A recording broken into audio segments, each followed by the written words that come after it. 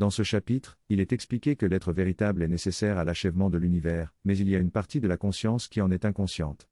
Par peur de l'inconnu, nous refusons de reconnaître cette partie de nous-mêmes, mais en réalité, rien de magique ou d'insensé ne se cache derrière.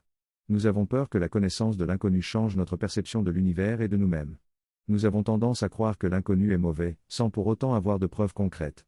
Cependant, dans notre vie quotidienne, nous entrons volontairement dans des états inconnus tels que le sommeil ou le rêve. Nous devons apprendre à anticiper l'inconnu de manière bienveillante et à recevoir plutôt que de faire des plans.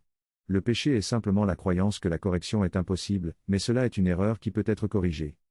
Dans ce passage, on nous dit que juger les autres et soi-même ne permet pas d'accéder au ciel, car cela provient de la croyance en la culpabilité et en l'irréversibilité des erreurs. Toutefois, il est possible de faire marche arrière et de retourner à notre véritable place, qui est gardée pour nous par un frère aimant. Cette place est un lieu sans jugement ni peur, où tous les dons de l'amour sont conservés en sécurité. Les pensées basées sur la peur et le jugement empêchent de percevoir l'amour. Le pardon doit venir du cœur et non de la logique de l'esprit.